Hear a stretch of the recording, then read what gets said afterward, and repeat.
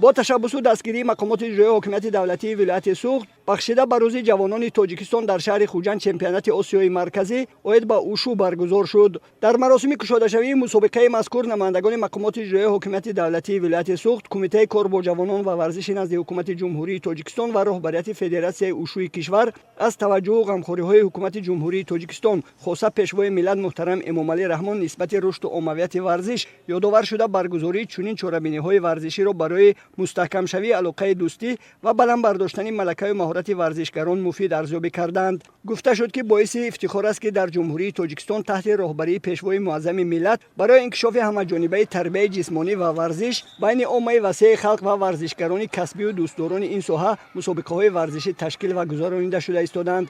ورزش گروی سلامتی و بقای درازعمری بوده وسیله کامیابی هاست و یک جزء جدا نشونده آدمان سن و سال مختلف و گوناگون کسب را تشکیل می‌دهد. پس از به دست آوردن استقلالیت دولتی در جمهوری تاجیکستان یکباره در ساحه ورزش تکانی جدی به وقوع پیوست. دوام این سالها تنها با شرافت صلح و وحدت ورزشکاران کشور ما در عرصه جهانی از بسیار جهت‌ها در قطار دولت‌های مترقی کرده قرار دارند. Город Худжанд очень гостеприимный город. Таджикистан встретил нас просто замечательно. Очень доброжелательные люди, очень хорошая организация самого турнира. Спортсмены подготовленные. Вот 2 дня у нас идут соревнования. Все 2 дня мы прям вот наслаждаемся вашим городом и пребываем здесь как почетные гости, но чувствуем себя как у себя дома.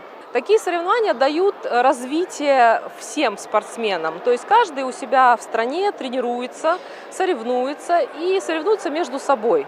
Но когда мы собираемся на большие международные соревнования, такие как сейчас вот Кубок Центральной Азии, наши спортсмены начинают соревноваться со спортсменами других стран.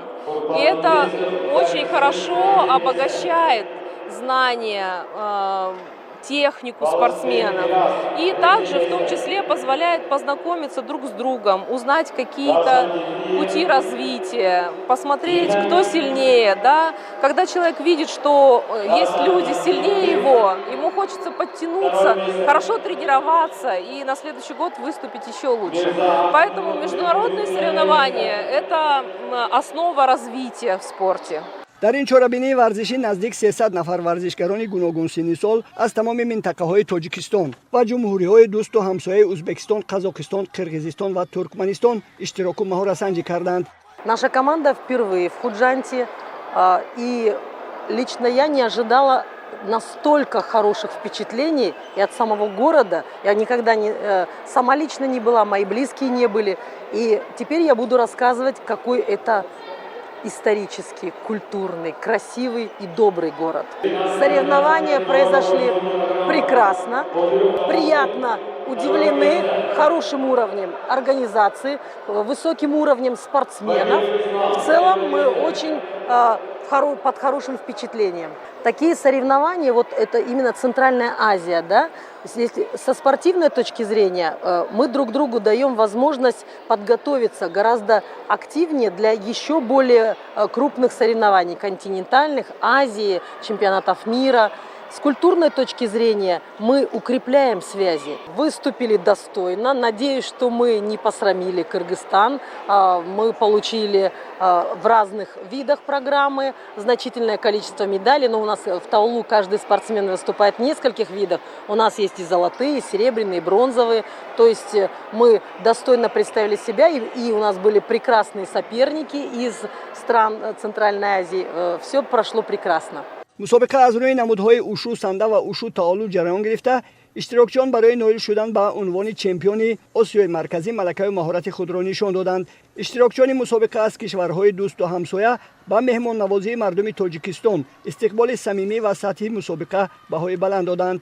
مورد به ذکر است که سال از سال نمود اوشو در کشور ما رشد و نمو یافته ایستاده است. ورزشکاران کشور ما در این نمود در مسابقه‌های بانفوذ بارها با گرفتن مقام‌های فخری مشرف گردیده پرچم کشور عزیزمان را بالا برداشتند.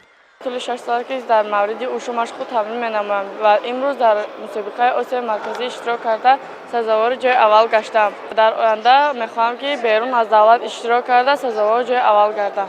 чемпионати осиёи марказӣ оид ба ушу дар сатҳи баланди ташкилӣ ҷараён гирифта, ғолибону ҷоизадорон бо медалу ифтихорнома ва тӯҳфаҳои хотиравии мақомоти иҷроии ҳокимияти давлатии вилояти Суғд, Кумитаи кор бо ҷавонон ва варзиши назди ҳукумати ҷумҳурии Тоҷикистон ва Федератсияи ушӯи кишвар дар фазои тантанавӣ қадрдонӣ карда шуданд.